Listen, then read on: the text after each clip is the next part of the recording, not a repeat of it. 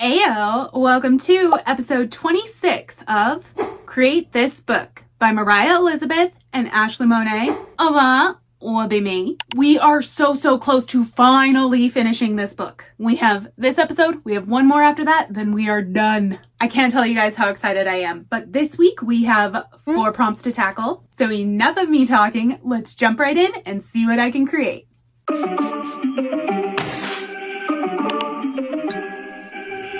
Alrighty, first prompt of the week. Create a colorless page. Decorate this page without using color. Let me whip out my grayscale markers because I will be making an image in black and white. And when I think of black and white, I can't help but fondly look back on my favorite classic black and white TV show, I Love Lucy. My mom raised me on I Love Lucy, and I still love watching it today. Like, the humor was on point, and where many fell in love with the dynamic between Lucy and her husband Ricky, to me, their connection is completely overshadowed by the amazing gal pal, bestie boo, soul sister bond of Lucy and Ethel. Like, they were friendship goals. So when it came to making an I Love Lucy page, I of course had to make it a Lucy and Ethel page. And the job switching episode is just legendary. For context, Lucy and Ethel are housewives, and they are reprimanded by their husbands in this episode for spending too much money. And so the guys challenge them to secure jobs so that they could understand the value of $1. Shenanigans ensue when they get jobs at the chocolate factory and can't keep up with the speed of the conveyor belt. Oh, I just love it. Oh, also, I love the idea of cutting the paper in the shape of the I Love Lucy heart, because why not?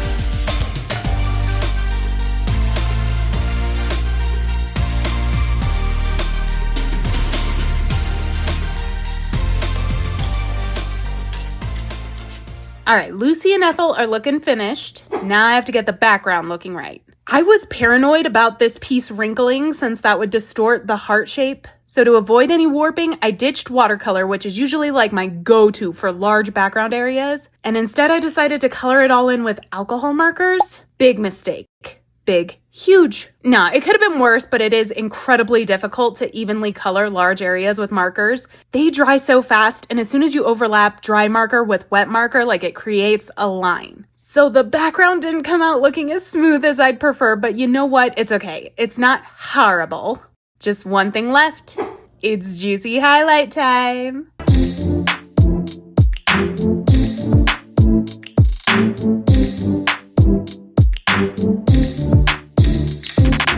Alrighty, let's get these girlies in the book.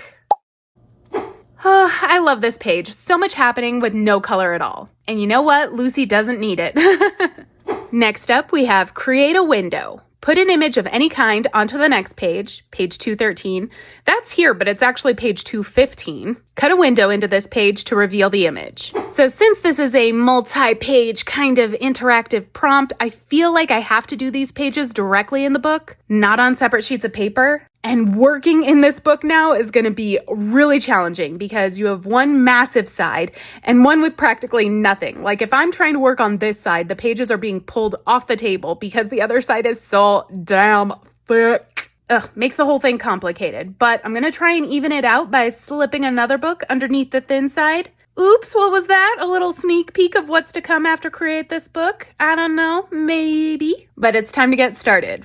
Working directly in the book limits the supplies I can use. Like, I can't use my trusty alcohol markers because they're going to bleed through the pages. I honestly don't want to use colored pencils because of how long that takes. So I resorted to acrylic paint, specifically my Artex acrylic markers. I struggle with these. I can't even say I have a love-hate relationship with them because it's not 50-50 love-hate. Like, I don't have that much love for them. They have a serious problem with drying out. The majority of the ones I have are dry to the point of barely functioning, but occasionally I can get a good one out of the bunch. And when they're good, they're really good. They are fast, they're convenient, and the color selection just has not been matched, even in other Artex sets. Like, my favorite is the liquid ink set because they are always nice and juicy, but the colors are so limited. I'm dreaming of Artex releasing those in a 90 or heck, even a 60 color set. Artex, please. Anyways, on this spread, I'm drawing the room that the window will be in. I just want it to be a bright, warm, cozy space. I went with a cheery, like pale yellow for the walls and drew a cute little gallery wall to the side of the window.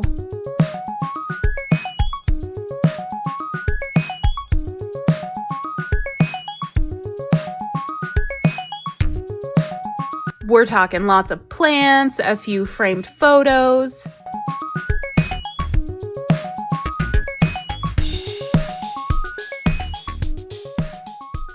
And a big ol' shelf chock full of a bunch of books. This page took a pretty sizable chunk of time to complete, but I wasn't feeling like it was looking all that great. Like, where did the time go? It looked pretty basic and loose, which isn't really my style. Like, normally, if this had been done in alcohol marker, I would go through with colored pencils and add a lot more detail and texture.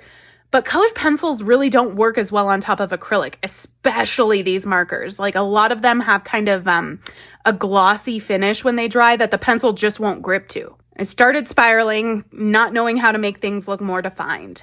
I'm thinking this was not it.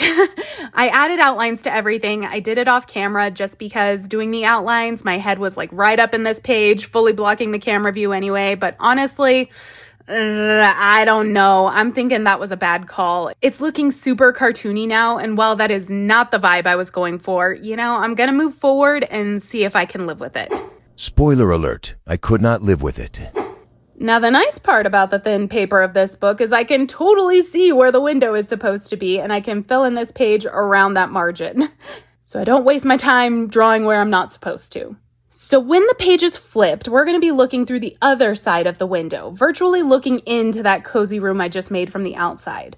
So I want the area surrounding it to look like the building exterior. And I'm going with classic brick.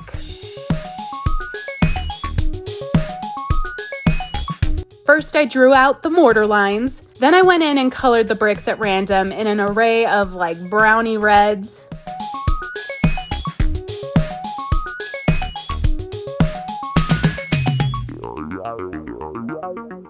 Yeah, this is where I got a few doozy dry markers. You never know when they're gonna pop up. I decided to try and save some of those kind of whack-looking bricks and add some more depth and texture by adding a shadow and stippling to each of the bricks.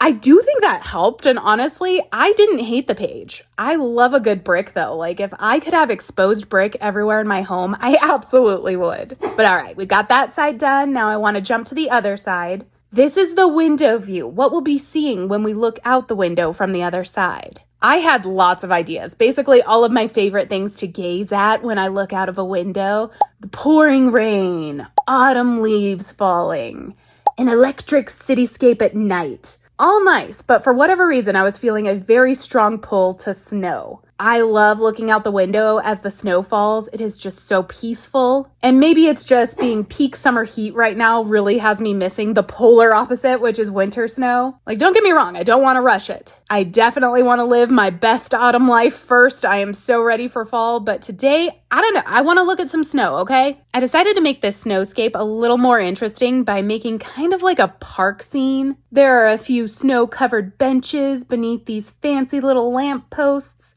And everything is lined with trees. Yeah, that's super pretty. And then we add the snow. Ooh, since we've no place to go, let it snow, let it snow, let it snow. Okay, we need someone to enjoy this falling snow. Not a person, but rather a curious cat. As a cat owner, I can attest to the hours that the cats will spend on the windowsill just watching the snowfall. I think they like it just as much as I do. We're gonna do a fluffy white kitty, a very fancy feast type of cat with sparkling blue eyes, like this girl belongs in the snow. Now I figured if I doubled up on paper for the cat, I could paint one side to look like the cat is looking forward, straight on. But then I could flip her and paint the other side to look like a cat looking out of the window from behind. So then if I glue her to the page properly, when looking at the spread in the room, we'll see her back. And then when the page is flipped and we see outside, we'll see her face in the window. Does that make sense? Can't lie though, I suck at drawing cats. I don't know why. They are so weird to draw. The proportions are just way off. I redrew this and still, the cat's not perfect. But first, let me cut out the window so we can kind of see the page in action, get an idea of how it's gonna look. Call me crazy, call me a perfectionist. I'm prepared to hear it, but I do not like this. Seeing it all together like this, I'm not happy. It's too much. I pretty much hate everything about this room. I actually really like this spread, the brick and the snow, but the styles do not match at all. Again, this is very cartoony, which clashes horribly with the rest, and overall, I think there's just too much to look at. And mind you, the cat's not even in there yet. So it's time to get radical, and when in doubt, black it out. Yes, oh goodness, we are going to paint all of this black.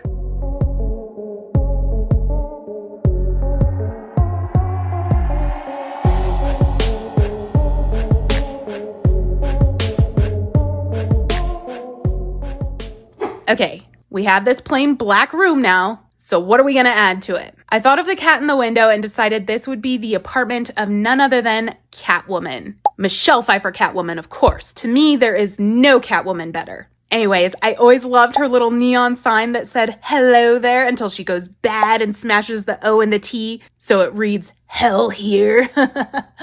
So I rolled with that. I think it was a good way to spruce up the empty room while still keeping it simple enough that like my eyes aren't overwhelmed. I just love coloring neon. It is so fun. And when it came to adding the prompt back in, I had to do the neon there too. It's super simple. You just do a toned down version of the neon color blending out to the background for that radiant glow. Then the most intense version of the neon color in really thick letters. And then finally hit it with the pure white. I rewrote the rest of the prompt and hey, I was able to fix that little page number typo. And just like that, super easy, super fun neon.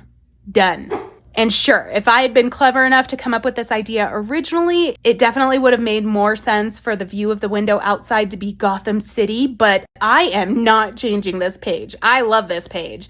And we've already spent more than enough time changing things up in this prompt. All that's left to do is install the window. I drew out the window frame, so let me just cut that out. And then I'm gonna take one of my cellophane bags and cut out a square to use as an actual window panel. Glue the cello to the frame, glue the frame to the page, glue the cat on top of that, and I think that should work great once it dries. Yes, it works. I'm extremely happy with the finished page, thank goodness, because I did not go through all of that to end up not liking it in the end. But there is our window, both sides. Next prompt. Create an upside down page. Write or draw something on this page while the book is upside down. No problemo. Let's start with painting the edges. Black, of course.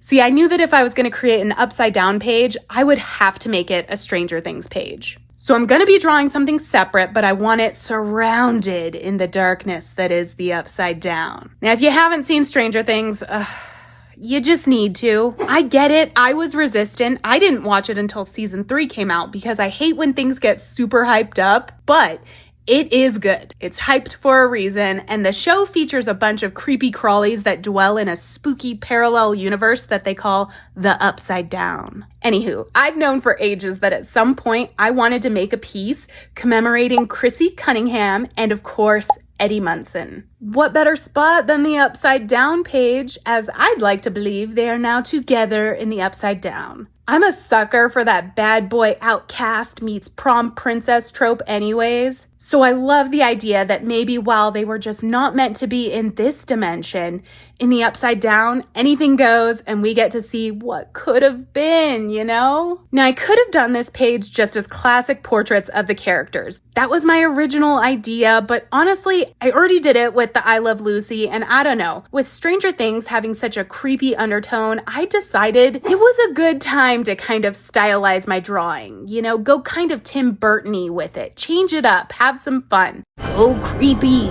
Honestly, I'm super happy I made that call.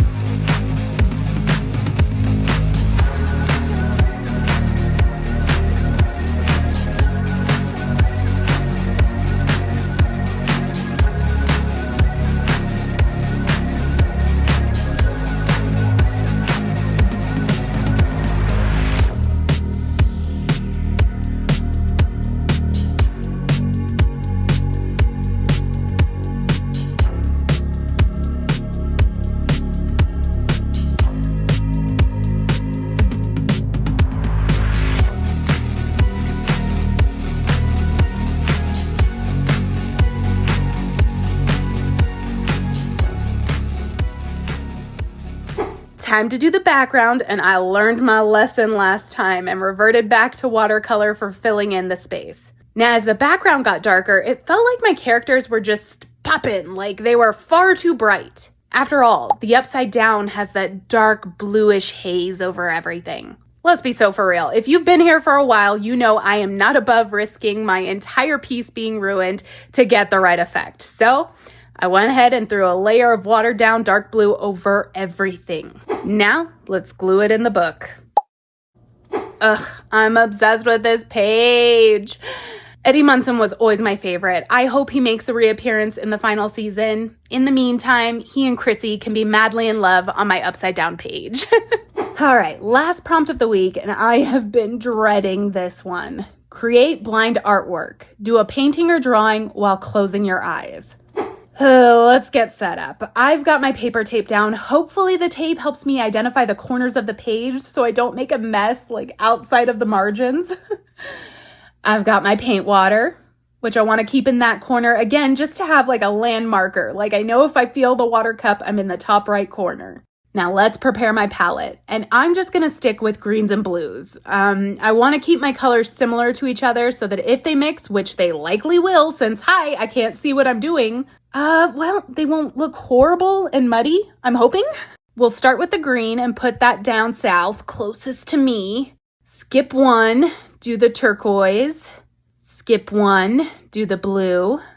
Skip one, and finish with light blue. I think that should be good. Okay, I have paper towels to keep things clean. I have my brush. And actually, I won't be able to tell which wells have paint without like sticking a finger in, and that sounds awful. So let me just mark each of these with tape. So hopefully I can find them easier. I don't know, I'm trying. Y'all can call it cheating, but I have a sneaking suspicion that this is still gonna be super, super difficult. And let me pause because I realize now that I'm editing that I didn't bother to explain my plan on camera. Like, you guys are just supposed to know what it is I'm trying to paint. But I wanted to do 2 phases of this challenge. First, I'm going to lay down splotches of color all over the page with paint. Just a bunch of color blobs. Should be easy enough. Then after that dries, I'm going to go through with a paint marker and draw a bunch of little mushrooms all over. Yeah, I'm kind of hoping for a fun, colorful, groovy, kind of loose page. That's the plan, at least. I think we're ready to begin, as ready as I can be. I'm not optimistic about this, but since I am using paint and I can't see, I know it's just like gonna get all over my hoodie. Don't want that, so let's lose that and make way for the paint shirt. Super duper attractive. Whatever, it's functional. And guess I won't be needing these anymore. And we have a blindfold. Oh, I'm like pulling my hair. Ow. Oh crap. Where's my paintbrush? Got it. And let me find, there's tape there. Okay. So this should be the green. Paper. We'll start easy. We'll start this corner. Into a big blob. Tape. Okay. Okay, corner. Let's go somewhere in the middle. Oh, I just put my finger. Tape. Oh, I'm feeling it all over my hands right now. The other corner. Tape. Is that really the top of the page? That feels like forever away.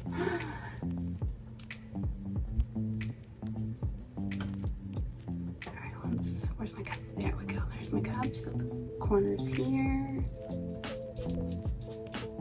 Okay, I think that's good for the green. Where's my water? Very little on my fingers. Clean that brush and paper towel over here. Okay, not bad. We're down 1 color. I mean, I have no idea what this looks like, but I feel like I'm in the groove. Okay, paint palette. Lowest, so the next tape is here, and corner. Okay, let's go. I'm like, am I close to my finger? You kind of have like general spatial awareness. And it gets easier, like the more times I keep coming back to this tape, the easier it is to find it, but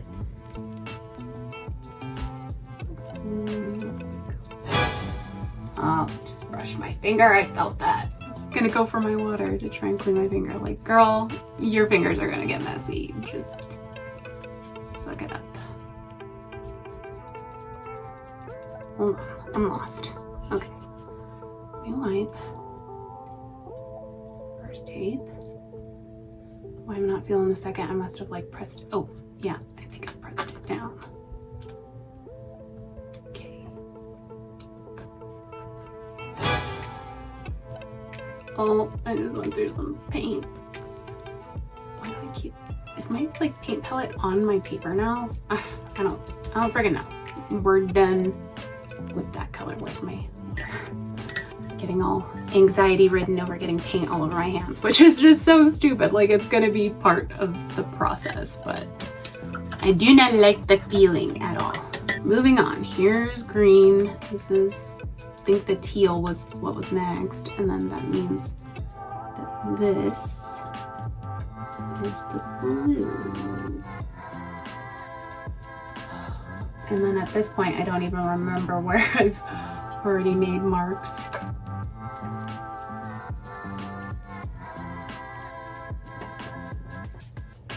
I feel like I haven't done anything near the top. Let me find that. Okay. Green, teal, blue. Yeah, let me find the top edge here. There we go.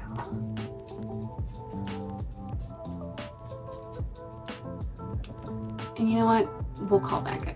Because I don't like that color blue too much. It's like a true blue. Okay, last one. Okay, green. I'm just gonna go this way. There we go.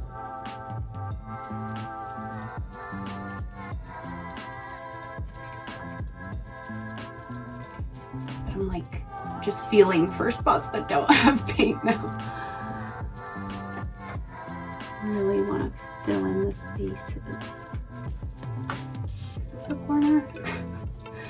Nothing feels right anymore. Let's go. Alright, let's go. Oh, shoot.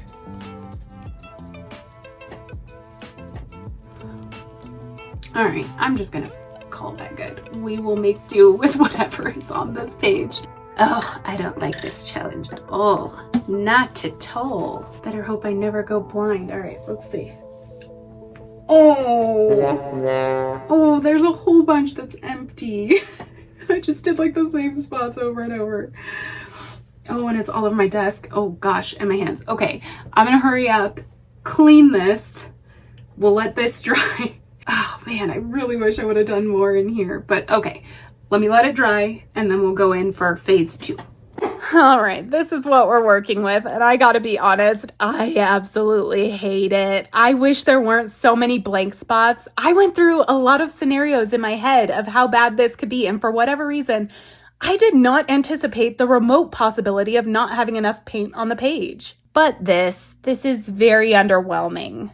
And now that I think about it, if I had used like colored paper, it would kind of be no big deal. Like black or craft paper, this would look less blank somehow. Like the blank spaces would at least have something going on. Oh well, it is what it is. It could certainly be worse. So let's just move on to phase 2. I'm going to be taking a drawing tool of some sort in black, and I want to just draw little like mushrooms all over. I feel like a mushroom is something that I can easily draw with my eyes closed, not even picking up my pen, just, we'll see. Of course, I thought I could do this better, and well, look at it. So maybe I think too highly of my ability to create art without my eyes. Anyways, that's the plan. Hopefully this part will go pretty fast. I know it'll be a lot cleaner, so I was able to get back in my hoodie, which is good because I am cold. I always get so cold when I'm making art. But yeah, let's get blindfolded back up and do this. Can I just like slide this back on?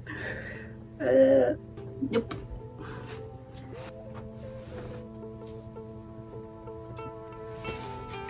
Oh, I feel like I'm getting better at this. That was quick and efficient. I should probably start from the top and work my way down.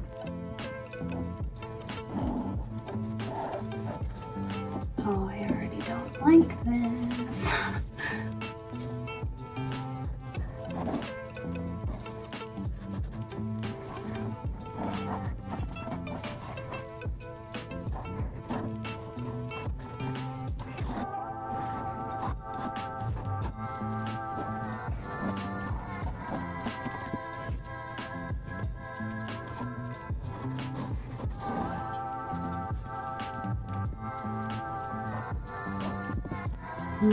I wish I could see it because I feel like I haven't covered the whole space, but I don't know what's where.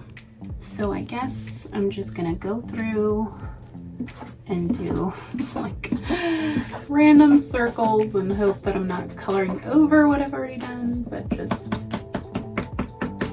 filling in space, making it look more complete. And I am kind of avoiding the top corner because I know that's where the prompt is gonna go.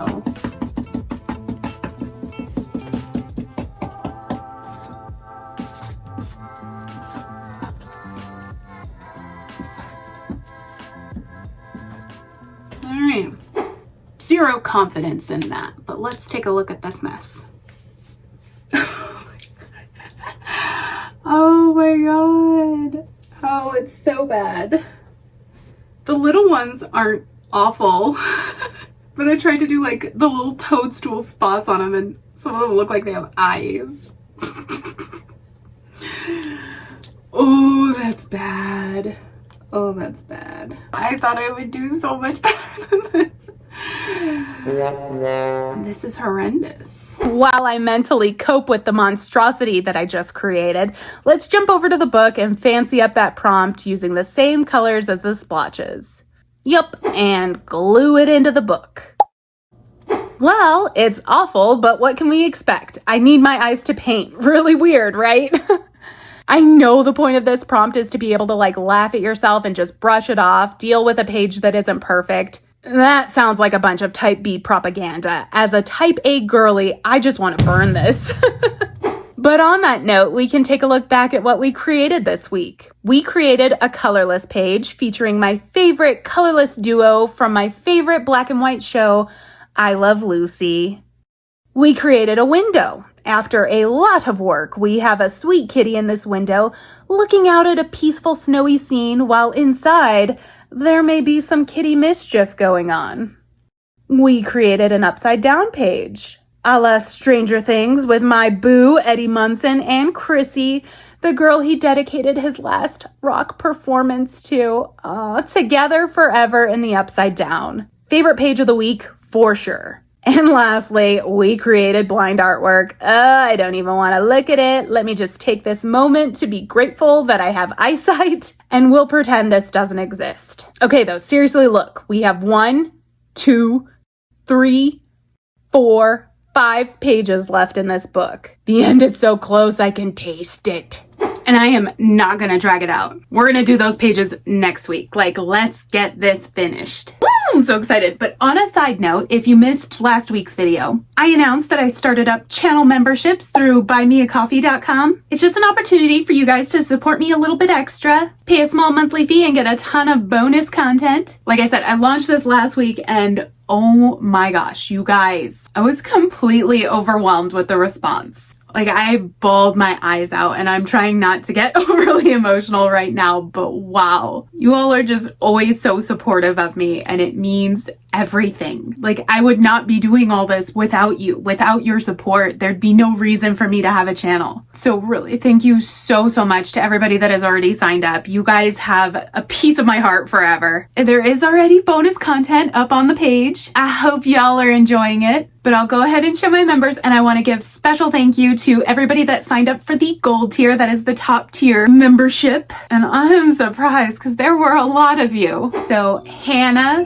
the prepping artist, Sarah, Caroline, Bailey, Truda, Grace, Christine, Joelle, Trisha, Emma, Heidi, Joey, Coco, Emily, Tammy, Mary, Zoe, Inky Paws Coloring, Jody, Catherine, Kayla Marie, Co, Courtney, Kay, Leanne, Randy, Dell, Ruby Marie, Millie Fee's Art, Cindy, and Laosa Gaming Spot. Thank you so much for being top tier members. And of course, any of you can always support me for free by just giving the video a thumbs up, helping other people find it. Not to mention by watching every week. So thank you guys so much for watching this video. And until next time, goodbye.